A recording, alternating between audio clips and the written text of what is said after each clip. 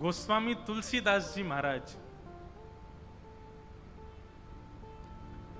जब उन्होंने रामचरितमानस की रचना की, कई लोगों को उनसे ईर्ष्या होने लगी। और ईर्ष्या भी ऐसी हुई महाराज, अधिकतर विद्वानों को ईर्ष्या हो गई। क्यों? बोले हम इतने बड़े बड़े पढ़े लिखे विद्वान, हमारी वाणी कोई नहीं सुन रहा है, हमारी बातें कोई नहीं सुन रहा है। और ये गोस्वामी तुलसीदास ये गांव की साधारण सी भाषा में प्रवचन करता है, इसकी कथा में इतनी भीड़ होती है। गोस्वामी तुलसीदास जी से ईर्ष्यावश उन पर प्रहार करने के, आक्रमण करने के कई विधान किए लोगों ने। पर जाको राखे साइया, मार सके ना कोई, बाल न बांका कर सके, जो जग बैरी होए।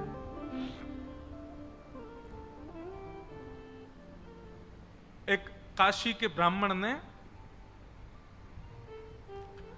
दो बड़े महंगे वाले डाकू बुलाए पैसा दे करके, और उनसे कहा कि तुम आधी रात में जाओ और गोस्वामी तुलसीदास जी का वध कर दो। दोनों डाकू बोले ठीक है हम कर देंगे। पैसा ले लिया खूब सारा। जैसे ही गोस्वामी तुलसीदास जी की कुटिया के पास गए, क्या देखा? एक श्याम वर्ण और एक गौर वर्ण के दो राजकुमार, छोटे छोटे से राजकुमार, छोटे छोटे धनुष, छोटे छोटे धनुष, छोटे छोटे बाण अपने कंधे पर टांगे, और आधी रात में गोस्वामी जी का कुटिया की पहरा दे रहे थे। छोटे छोटे राजकुमार। डाकुओं ने दूर से देखा, दूर से देख करके लौट के चले गए। तो जिसने पैसा दिया था उसको पैसा वापस कर दिया। बोले क्षमा करो, हम नहीं मार सकते गोस्वामी जी को। बोले क्यों नहीं मार सकते? बोले दो छोटे छोटे राजकुमार उनकी पहरेदारी कर रहे थे। तो जिसने पैसा दिया उसने कहा मैंने तुमको इसलिए बुलाया था, इतने महंगे वाले डाकू, कि भाई अगर कोई रक्षा कर भी रहा होगा तो तुम उसको मार करके उनको मार दो, दो राजकुमारों का वध कर दो, उनको रास्ते से हटाओ, और तुम उनको देख के ही भागे आए। दोनों डाकू नेत्र बंद करके बैठ गए। बोले कि अरे उनका रूप क्या बताएं तुम्हें, ऐसे कमल जैसे नेत्र, ऐसी सुंदर लंबी नुकीली नाक, ऐसे सुंदर अधर, आहा ग्रीवा देख करके तो मन हो रहा था कि गले से लगा लें। ऐसे सुंदर सुंदर गदमदरा से हाथ, ऐसी सुंदर चाल, घुंघराले केश।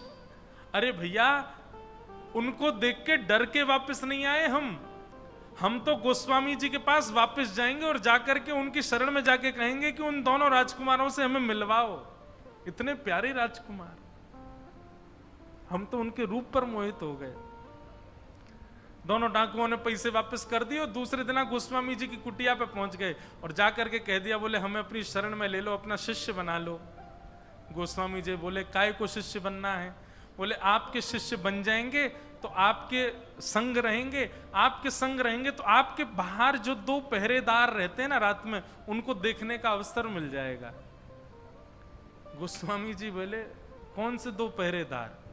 बोले आप जब रात्रि में सोए थे कल, हम दोनों डाकू आपको मारने के लिए आए थे, उस समय दो राजकुमार आपके पहरेदारी कर रहे थे, एक श्याम वर्ण के, एक गौर वर्ण के, दोनों के धनुष बाण लगा था। आहा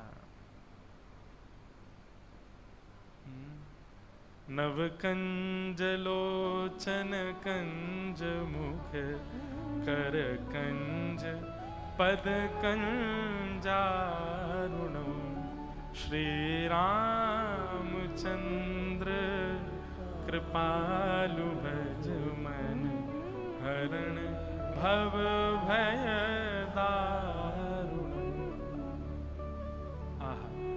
नव कंज लोचन कंज मुख कर कंज पद कंजारुण। कंज कहते हैं कमल को। गोस्वामी जी बोले बाहर पहरेदारी कर रहे थे। बोले हाँ, कैसा रूप था उनका? तो गोस्वामी जी ने जो लिखा है डाकू वही बता रहे हैं।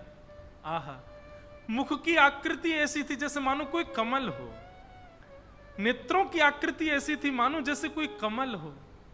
हाथ कैसे हैं? बोले जैसे मानो कोई कमल हो। चरण कैसे हैं? बोले मानो जैसे कोई कमल हो। सर्वांगीण अंग कैसा है? मानो जैसे कोई, कमल का मतलब कमल की कांति, कमल का सौंदर्य और कमल का स्पर्श, सब कुछ बहुत अद्भुत होता है। कमल को कभी छू के देखो। दुनिया में सॉफ्टनेस जिसे कहते हैं ना, उसकी सबसे अधिक मात्रा होती है कमल में। उतना कोमल होते हैं ठाकुर जी, उससे भी अधिक कोमल है। ये सामान्य संसार के कमल इतने कोमल, तो साक्षात कमलपति, कमलापति श्री ठाकुर जी कितने कोमल होंगे। गोस्वामी जी के नेत्र सजल हो गए और कहा, मैंने कोई पहरेदार नहीं रखे हैं, मैं जिनका यश गाता हूं, ऐसे ठाकुर जी को पता चल गया होगा कि तुम दोनों मुझे मारने आ रहे हो, तो वही रक्षा करने आए थे। अरे धन्य भाग्य भैया तुम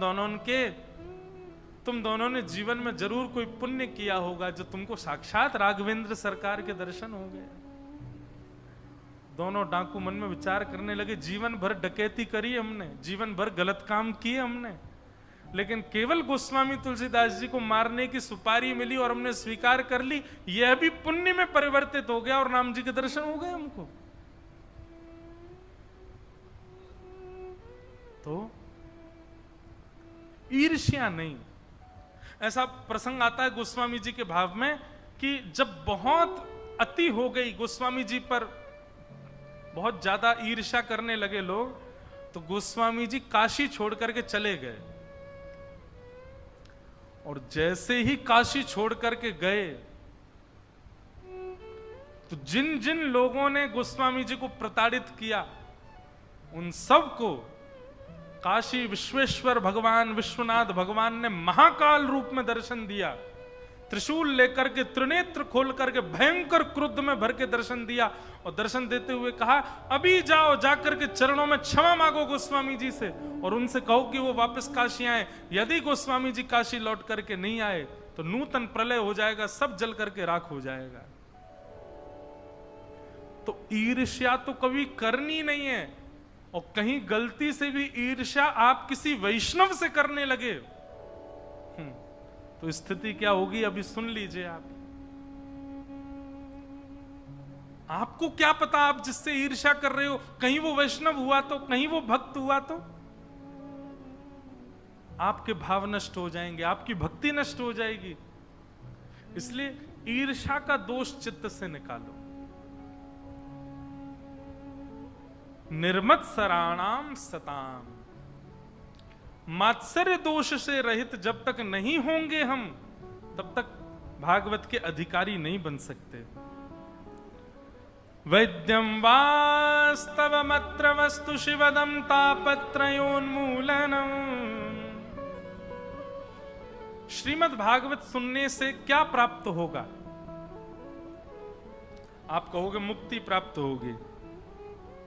मुक्ति बाद का विषय है। श्रीमद् भागवत सुनने से क्या प्राप्त होगा?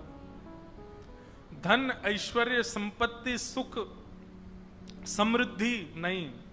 ये सब सुनने के लिए, ये सब पाने के लिए यदि आप कथा में बैठे हो तो मत बैठिए यहां पर।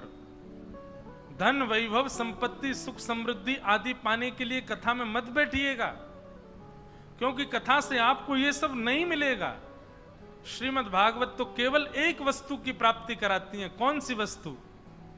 अस्ति स्वस्तरुणी कराग्र विगलत कल्प प्रसूना प्लुतम वस्तु प्रस्तुत वेणुनाद लहरी निर्वाण निर्व्याकुलम स्रस्त स्रस्त निबद्धनी विविलसत गोपी सहस्रावृतम हस्तन्यस्तन ताप वर्गम अखिलोदारम किशोराकृति। त्रिभंग लली, दोनों पैर जिन्होंने ऐसे टेढ़े किए हैं, कमर टेढ़ी करी भई है, अपनो सिर झुका रखो है, अधरन पर कोमल वंशी धारण करके अपनी कोमल उंगलियों से उसके छिद्रों के आच्छादित कर रहे हैं। कमल नेत्र भगवान बार बार नेत्र खोल रहे हैं, बंद कर रहे हैं, गले में वैजंती माला पहनी है। ऐसे त्रिभंग लली श्याम सुंदर आपके अपने हो जाएंगे। केवल ये मिलेगा भागवत जी से, और कुछ नहीं मिलेगा। वो श्याम सुंदर अपने लगने लगेंगे।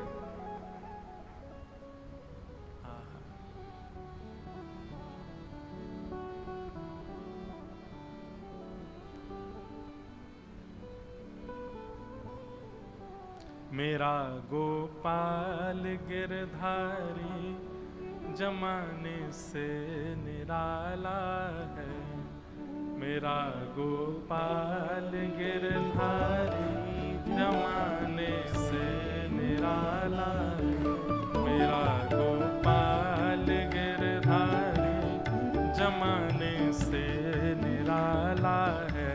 मेरा गोपाल गिरधारी जमाने से निराला है। यदि वास्तव में भागवत जी आपके चित्त में आ गई तो स्थिति ऐसी हो जाएगी, यही गाने लग जाओगे। मेरा गोपाल गिरधारी जमाने से निराला है। मेरा गोपाल गिरधारी जमाने से निराला है। न गोरा है न काला है, वो मोहन वंशी वारा है। न गोरा है न काला है, वो मोहन निराला है। कभी सपनों में आ जाए, कभी रूपोश हो जाए।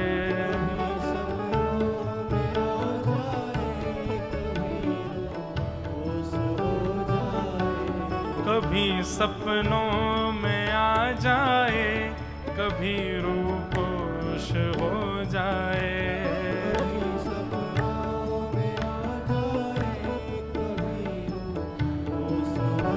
हम वो सूचना दे रहे हैं कि कथा सुनने से आपको क्या मिलेगा। यही सब मिलेगा। कभी स्वप्न दर्शन, कभी अनुभव दर्शन। हवाई जहाज में चलते चलते खिड़की से बाहर देखोगे तो बादलों में आकृति भी श्री कृष्ण की दिखाई देगी। कभी किसी काली वस्तु को देखोगे तो उस काली वस्तु में भी श्याम सुंदर दिखने लग जाएंगे। जित देखूं उदित श्याममयी है, ऐसा प्रेम उत्पन्न चित्त में हो जाएगा भागवत जी की कथा से। और कुछ नहीं मिलेगा, केवल ये मिलेगा भागवत में। कभी सपनों में आ जाए, कभी रूपोश हो जाए। कभी सपनों में आ जाए, कभी रूपोश हो जाए। ये तरसाने का मोहन ने, ये तरसाने का मोहन ने निराला ढंग निकाला है। ये तरसाने का मोहन ने निराला ढंग निकाला है। मेरा गोपाल गिरधारी जमाने से निराला है।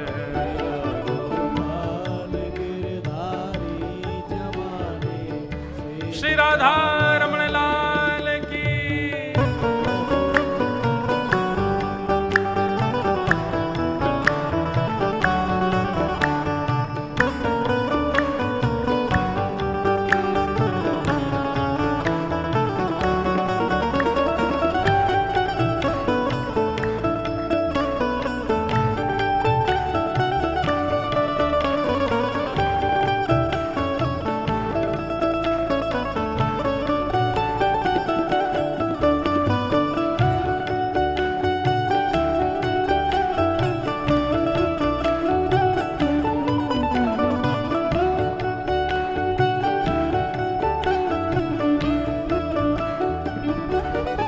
कभी वो रूठ जाता है, कभी वो मुस्कुराता है। कभी वो रूठ जाता है, कभी वो मुस्कुराता है। कभी वो रूठ जाता है, कभी वो मुस्कुराता है। कभी वो रूठ जाता है, कभी वो मुस्कुराता है। इसी दर्शन की खातिर तो, इसी दर्शन की खातिर तो, इसी दर्शन के खातिर तो, बड़े नाजों से पाला है। इसी दर्शन के खातिर तो